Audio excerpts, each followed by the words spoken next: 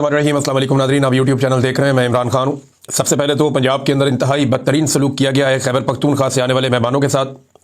खैबर पख्तूनख्वा के वज़ीर आला है और ये बाई डिज़ाइन किया गया। ये मिलिट्री एस्टेब्लिशमेंट की फैलाई हुई नफरत है और शरीफ खानदान की गंदी और घटिया सियासत है। शरीफ खानदान ने हमेशा यही किया है। शहबाज शरीफ साहब ने भी जाग पंजाबी जाग का नारा लगाया था और ये पंजाब को दूसरे सूबों से अलग करने की इन्होंने कोशिश की थी। नवाज शरीफ ने हमेशा इसी तरह की घटिया सियासत की है और पंजाब को इस्तेमाल करते रहे हैं। पंजाब ऐसा बिल्कुल नहीं है, लेकिन इन्होंने हमेशा घटिया सियासत की है। अब खैबर पख्तूनख्वा से मेहमान आए, सबसे पहले तो आप ये देखें कि पंजाब हुकूमत की जानिब से जिस किस्म के ये बैनर्स बनाए गए और जिस किस्म के पोस्टर बनाए गए और हुकूमती सतह के ऊपर उनको छापा गया, उनके अंदर बाकायदा जो खैबर पख्तूनख्वा की हुकूमत है या वहाँ के जो वज़ीर आला है उन्हें ड्रग माफिया करार दिया गया और ये ऑफिशियल चैनल है उनका, पंजाब गवर्नमेंट का, और उसके ऊपर ड्रग माफिया करार दे रहे हैं। पंजाब की इंफॉर्मेशन मिनिस्टर जो है वो उनको ड्रग माफिया करार दे रही है और मंशियात लाने वाला करार दे रही है। सबसे पहले तो ये काम किया गया और ये इंतहाई घटिया काम है। ये नहीं, अगर कोई मेहमान आ रहा है तो फिर आपको उसकी इज्जत करनी होती है। फिर उसके बाद जो जिस तरह से पुलिस को इस्तेमाल किया गया, जैसे सिक्योरिटी को इस्तेमाल किया गया और जगह जगह पे कारकुनों की गिरफ्तारियां की गई, कई दिनों से छापे मारे जा रहे हैं, हर जगह से रास्ते बंद कर दिए गए, किसी तरफ से कारकुनों को निकलने नहीं दिया गया, कारकुनों को आने नहीं दिया गया। इसके बावजूद सुहेल अफरीदी तक कारकुन पहुंचते रहे, बड़ी तादाद में पहुंचते रहे, पाकिस्तान तहरीक इंसाफ के झंडों के साथ पहुंचते रहे और पहली मरतबा बड़े लंबे अरसे के बाद हमने पंजाब में पाकिस्तान तहरीक इंसाफ के झंडे लहराते हुए देखे। जिन सड़कों पे वो गए, जहां जहां पे वो घूमते रहे, चाहे वो लिबर्टी है, दाता दरबार का इलाका है, या जहां से वो दाखिल हुए लाहौर के अंदर, और जो कुछ मोटरवे के ऊपर हुआ, ये सब हमने मनाजिर देखे और इससे ये पता चलता है कि ये बिला वजह दौरा नहीं हुआ। इससे एक मोमेंटम बना है और इससे कुछ थोड़ी सी पाकिस्तान तहरीक इंसाफ के अंदर हिम्मत पैदा हुई है पंजाब में आगे बढ़ने की। हालांकि यहां पे जो जुल्म जबर और फस्तायत किया गया वो कभी नहीं हुआ। कम से कम एक चीज और हुई कि खैबर पख्तूनख्वा के जो हमारे दोस्त हैं उन्हें यह आइडिया हो गया कि पंजाब के लोगों पे कितना जुल्म और ज्यादती होती है, ये उन्होंने अपनी आंखों से खुद देख लिया। अब उन्हें अच्छी तरह समझ आ गया होगा कि पंजाब का निकलना कितना मुश्किल होता है और क्यों होता है, और खासतौर पे एक रास्ते पे चलकर इस्लामाबाद पहुंचना उनके लिए और भी मुश्किल हो जाता है। यही काम खैबर पख्तूनख्वा में आसान रहता है क्योंकि पंजाब में जो जुल्म जबर और फस्तायत है वो किसी और सूबे में नहीं है। अब अगर पूरे पाकिस्तान को बंद करेंगे तो सिचुएशन मुख्तलिफ हो जाएगी और अगर इस्लामाबाद की तरफ बढ़ेंगे तो सिचुएशन कुछ और हो जाएगी। ये मैं आपको आगे चल के बताऊंगा। बहुत सारी मेरे पास इसके बारे में इंफॉर्मेशन है कि ये स्ट्रीट मूवमेंट क्या होगी, कैसे चलेगी, किस तरीके से अपने अंजाम को पहुंचेगी, ये चीजें मैं आपको बताऊंगा। लेकिन पंजाब में बदतरीन पहले तो सियासी सलूक किया गया, उसके बाद पंजाब की हुकूमत ने जो किया वो आपके सामने है, फिर जो पुलिस से गन डलवाया गया वो भी आपके सामने। लेकिन इसके बावजूद लोग निकल के आते रहे और तहरीक इंसाफ के झंडे निकाल के लाते रहे, जबकि सुहेल अफरीदी ने खुद लोगों में खड़े होकर इमरान खान के हक में नारेबाजी भी करवाई। सियासत का तो सत्यानाश हुआ पंजाब में और ये मिलिट्री एस्टेब्लिशमेंट की फैलाई हुई नफरत है। इसी तरह से एक दौर में मुझे बड़ी अच्छी तरह याद है, मिलिट्री एस्टेब्लिशमेंट ने बांग्लादेश के जो शहरी हैं उनके खिलाफ नफरत फैलाई थी और हमारे जो बंगाली भाई हैं मशरकी पाकिस्तान के रहने वाले, उनके खिलाफ बड़े सूबों में, यहाँ पंजाब में, सिंध में, यहाँ पे नफरत फैलाई गई और उस नफरत के नतीजे में पाकिस्तान को दो टुकड़े कर दिया गया। ये पाकिस्तान की मिलिट्री एस्टेब्लिशमेंट ने किया था। आज उसी तरह से नफरत फैलाई जा रही है। एक ऐसे सूबे का चीफ मिनिस्टर जो छोटा सूबा है, जिसके 4000 अरब से ज्यादा पैसे आपने देने हैं और आप उसके पैसे भी नहीं दे रहे और वो महरूमियों का भी शिकार है। फिर मुसीबत ज़्यादा सूबा है, वहां पे दहशतगर्दी के वाकयात हो रहे हैं, बाकायदा वहां पे दहशतगर्द इंपोर्ट करके वहां पे उनको तैनात किया गया और जिस तरीके से दहशतगर्दी वहां पे स्पॉन्सर करके लाई गई, जिस तरह से दहशतगर्दों के लिए बॉर्डर नरम हुए और उन दहशतगर्दों ने जैसे दहशतगर्दी फैलाई है, जिस तरह उनकी मादनियात पे कब्जा किया जाता है, जब आप इन सारी चीज़ों को प्लस माइनस करके देखते हैं तो आपको पता चलता है कि एक बैकूम सूबे का वज़ीर आला बड़े सूबे में आया है, तो बजाय कि उसके साथ हुस्ने सलूक किया जाता, उसके साथ बदतरीन सलूक किया गया, उसके साथियों के साथ बदतरीन सलूक किया गया। पंजाब असेंबली में जब वो गए तो उनको धक्के मारे गए, बल्कि धक्के मार के वहां की सिक्योरिटी उनको बाहर तक घसीट कर ले गई। मीना खान अफरीदी के साथ बदतमीजी की, उनके साथ दीगर जो साथी उनके साथ बदतमीजी की।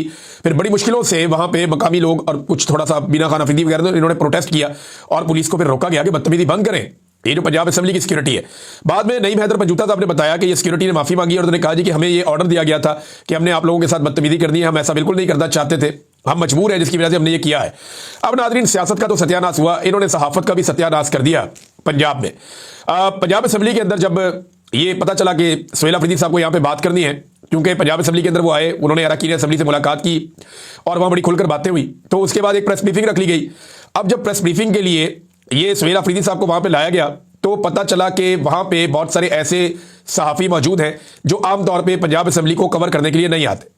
देखिए, पंजाब असेंबली के जो सहाफ़ी है ना, उनके पासेस बने हुए हैं, उनका वहाँ पे इलेक्शन भी होता है। पंजाब असेंबली के सहाफ़ी इलेक्शन लड़ते हैं, सदर और जनरल सेक्रेटरी उनका बनता है, उनकी पूरी एक टीम बनती है और ये दर्जनों की तादाद में है, अखबारात के भी हैं, टीवी चैनल्स के भी हैं। तो पंजाब असेंबली के बाकायदा सहाफ़ी मौजूद हैं जो इलेक्शन भी लड़ते हैं, उनकी अपनी एक बॉडी भी है। लेकिन मैंने जो सहाफ़ियों से बातचीत की, उन्होंने कहा जी कई ऐसे सहाफ़ी आ गए जिन्हें हम नहीं जानते, ये ज्यादातर जो है वो एस्टेब्लिशमेंट के डिजिटल मीडिया के साथ मुंसलिक हैं, कुछ सहाफ़ी दीगर मीडिया के साथ मुंसलिक हैं। ये सहाफ़ी अचानक से अंदर आ गए, इनको परमिशन किसने दी, किसने इनको अंदर आने दिया, हम कुछ नहीं जानते। ये सहाफ़ी वहां पे मौजूद थे और इन्होंने ही वहां माहौल खराब किया। खैबर पख्तूनख्वा से आने वाले मेहमानों के साथ सहाफ़ियों ने, जो लाए गए सहाफ़ी थे जिनको प्लांट किया गया था वहां पे, उन्होंने काफ़ी बदतमीजी की, काफ़ी हुल्लड़बाजी की। होता तो यह है कि जब भी कभी किसी और सूबे से कोई रहनुमा आता है या कोई पहुंचता है तो सबसे पहले सहाफ़ती बरादरी में से एक सीनियर आदमी खड़ा होता है, वो उठकर कहता है जी हम आपको वेलकम करते हैं, अब हमारे सवाल आते हैं उनके जवाब आप दे दें, फिर बारी बारी सवाल किया जाता है। लेकिन यहां पे हुल्लड़बाजी थी, बदतमीजी थी, सबने मोबाइल फोन निकाले हुए थे और बाकायदा एक प्लान्ड अटैक सवालात का किया गया वज़ीर आला खैबर पख्तूनख्वा से। यानी अगर आप सवालात देखें तो आपको आइडिया हो जाएगा कि मेहमानों के साथ इन सहाफ़ी गिद्धों ने क्या किया। आप स्मगलर हैं, यह सवाल किया गया। आप चर्च लेकर आए हैं, यह सवाल किया गया। लाहौर कैसा लगा, खैबर पख्तूनख्वा में आप सड़कें क्यों नहीं बनाते, यह सवाल किया गया। और यह सवाल करने वाले वो लोग हैं जो शायद कभी खैबर पख्तूनख्वा गए भी नहीं होंगे, इन्होंने देखा भी नहीं कि खैबर पख्तूनख्वा में क्या काम हुआ और क्या काम रह गया है। खैबर पख्तूनख्वा में आप जाएं तो पुलिस आपके साथ ऐसी ज्यादती कभी नहीं करती। खैबर पख्तूनख्वा में आप जाएं और आप जलसा करना चाहें तो आपको कभी कोई नहीं रोकता। लेकिन जब आप पंजाब के अंदर आते हैं, अभी पूरी कंपेन की है कैप्टन सफदर ने खैबर पख्तूनख्वा में, किसी ने उसको नहीं रोका, किसी ने बदतमीजी नहीं की, ये जब मर्जी जाते हैं और आते हैं। लेकिन यहां पंजाब के अंदर बदतमीजी का एक तूफान खड़ा किया हुआ है और सहाफ़ियों ने इस बारे में कुछ नहीं पूछा। यानी इंडिया से भी आ जाए ना मेहमान तो सहाफ़ी उनके साथ भी कभी ऐसे बदतमीजी नहीं करते जो दुश्मन मुल्क है। ये तो पाकिस्तान का अपना सूबा है और वहां से जो मेहमान आए उनके साथ ये बदतमीजी की गई और बाकायदा इनको प्लांट किया गया। ये प्लांटेड क्वेश्चन थे और ये प्लांट करके जानबूझ के ऐसे घटिया और गंदे सवालात करवाए गए और इंस्टिगेट किया गया कि किसी तरह तसादुम हो जाए।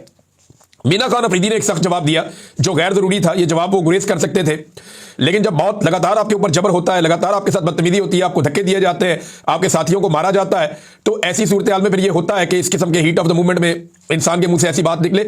लेकिन आपका टेस्ट भी यही होता है, आपका इम्तिहान भी यही होता है, आपको यहीं पे सबर करना होता है। और ये ट्रैप किया गया था और मीना खान अफरीदी जो है वो जज्बाती हो गए, उन्होंने एक ऐसा जवाब दिया जो गैर जरूरी था। वो इस जवाब से गुरेज करते तो सारा का सारा बलपा मौजूदा पंजाब हुकूमत के ऊपर ही रहता और इन्हीं सहाफ़ियों के ऊपर सारी तनकीद होती।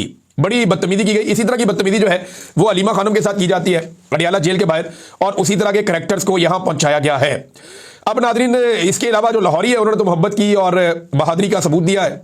लाहौरी निकले, फैमिलियां निकली, वो आए, उन्होंने आकर लब्बैक कहा, वो काफ़ी देर खड़े रहे। अभी ये दौरा आगे चलता रहेगा। अभी सोहेल अफरीदी साहब यहाँ पे कोट लखपत जेल में जो कैद है पाकिस्तान तहरीक इंसाफ के रहनुमा, उनसे मुलाकात करने की कोशिश करेंगे।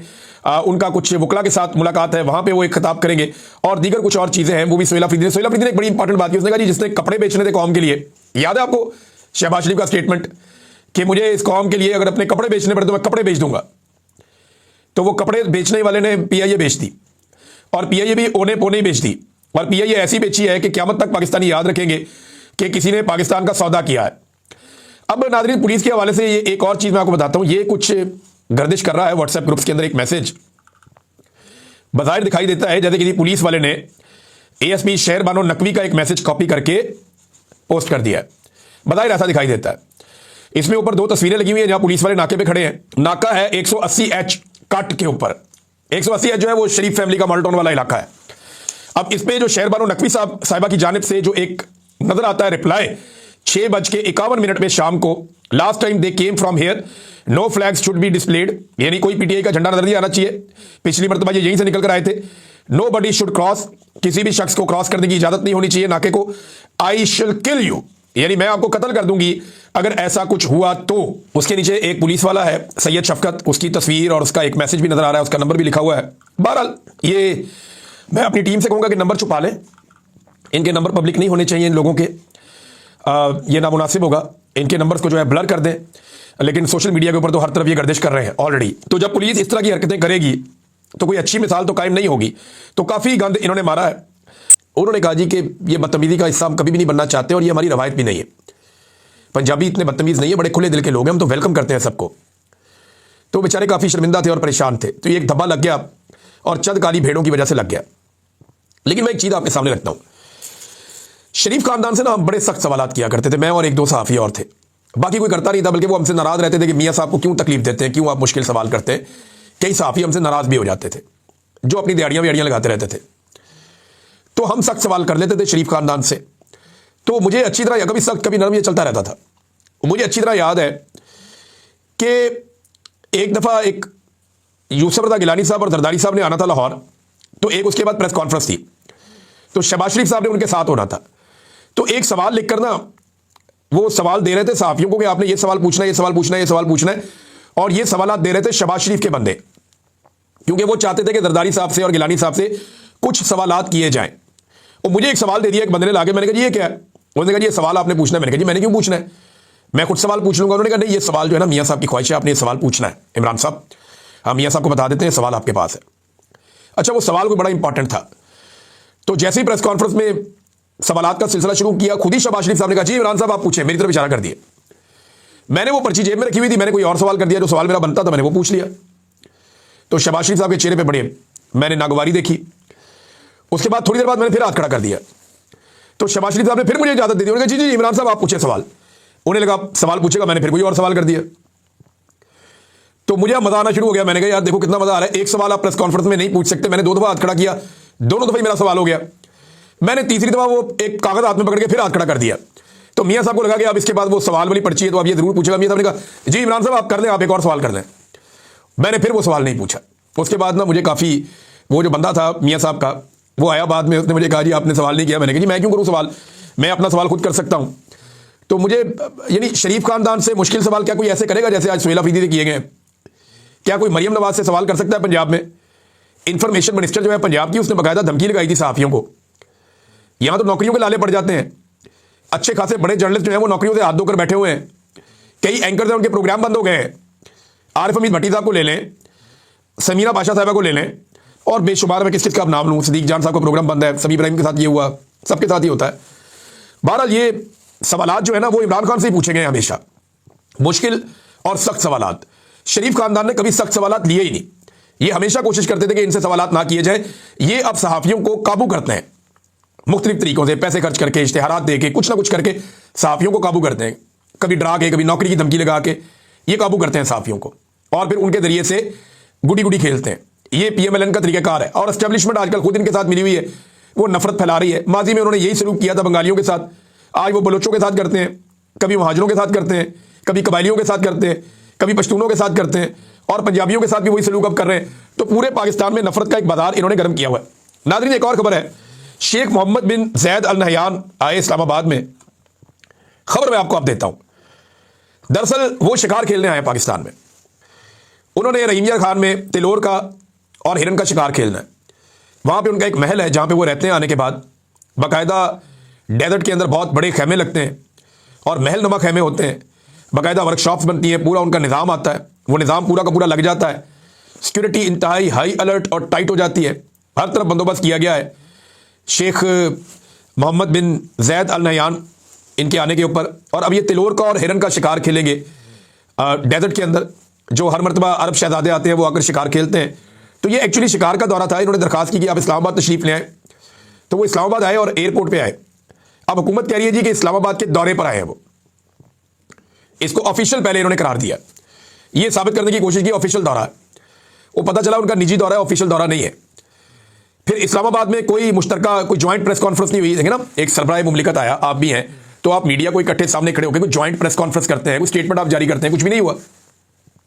एयरपोर्ट पे आए, एयरपोर्ट पे इस्तकबाल हुआ, एयरपोर्ट पे बैठे और एयरपोर्ट से ही निकल गए।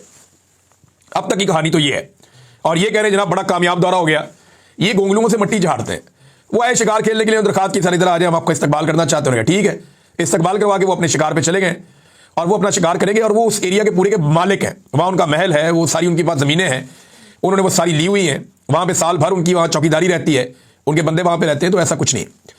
दूसरा, हुकूमत को एक और खारजी महाज के ऊपर शर्मिंदगी का सामना करना पड़ा। हुकूमत ने बरतानवी अब्बासी से एक एहतजाज किया था, एक डिमार्च किया था, और वो इस बात पे किया था कि ब्रेडफोर्ड में एहतजाज के दौरान एक खातून ने आसिम मुनीर को बदवाएं दी हैं। अब वो खातून जो है वो बदवाएं दे रही थी कि ज़ियाउल हक भी मर गया, आसिम मुनीर साहब के साथ भी ऐसा कुछ हो जाएगा, गाड़ी का हादसा हो जाएगा। तो वो औरत बदवाएं दे रही थी।